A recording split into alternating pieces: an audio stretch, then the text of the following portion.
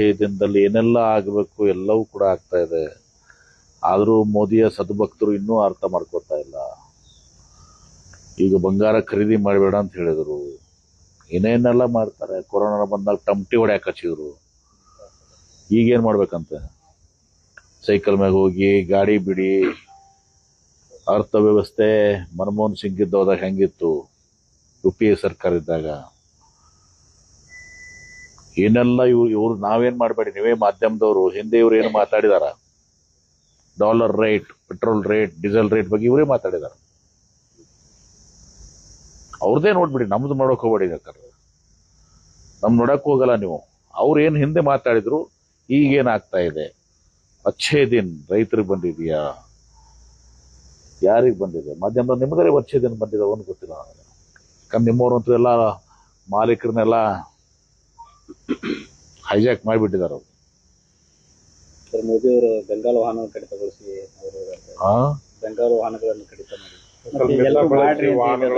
ಮಾಡಿದ್ದೀರಾ ಅಂತ ಬೆಂಗಾಲ್ ವಾಹನ ಮೋದಿ ಅವರು ಬಿಟ್ಟಿದ್ವಿ ಬಿಡಿ. ಅದು ಒಂದು ಬೆಂಗಾಲ್ ವಾಹನ ಬಿಟ್ಕೊಂಡು ಹೋಗಿ ಒಂದೇ ಪೈಲಟ್ ತಗೊಂಡು ಹೋಗಿದ್ದು. ಆ ಮಾತು ಬೇರೆ. ಎಲ್ಲ ಸುಮ್ಮನೆ ಇವೆಲ್ಲ ನಾಟಕೀಯ. ಕೊರೋನಾ ಬಂದಾಗ ಸೈಂಟಿಫಿಕ್ ಆಗಿ ಔಷಧಿ ಕೊಡಬೇಕು. ತಮಟೆ ಹೊಡೆದ್ರೆ ಕರೋನಾ ಹೋಗ್ತದ? ಸೈನ್ಸ್, ವಿಜ್ಞಾನ ಇದು. ಅಂಧ ಭಕ್ತರು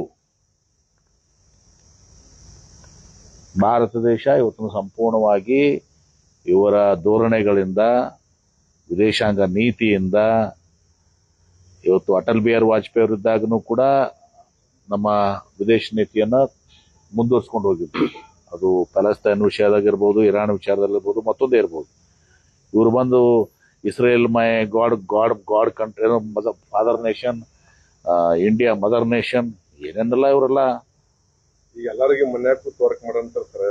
ಆದ್ರೆ ಇಷ್ಟೇ ಅಲ್ಲ, ಇದೆಲ್ಲವೂ ಕೂಡ ನಮ್ಗೆ ಗೊತ್ತಿಲ್ಲ. ಈಗ ಇದು ಚಕ್ರ ವಾಪಸ್ ಆಗ್ತಾ ಇದೆ, ಫುಲ್ ಸೈಕಲ್.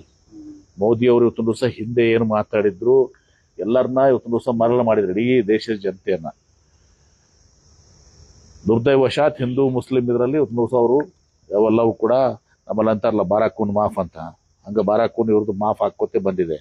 ಆದ್ರೆ ನಾವು ಅರ್ಥ ಮಾಡ್ಕೋಬೇಕು, ದೇಶ ಅಧೋಗತಿಗಿಳಿದಿದೆ. ದೇಶವನ್ನ ಸಂಪೂರ್ಣವಾಗಿ ಇವರು ನಾಶ ಮಾಡಿದಾರ.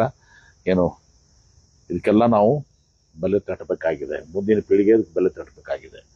Petrol rate, diesel rate, gas cylinder, ರೈತರ ಆದಾಯ ದ್ವಿಗುಣ ಮಾಡ್ತೀನಿ ಅಂತ ಹೇಳಿ ಏನೆಲ್ಲ ಮಾತಾಡಿದ್ರು. ಸುಳ್ಳು ಆಶ್ವಾಸನೆಗಳು ಬರೇ.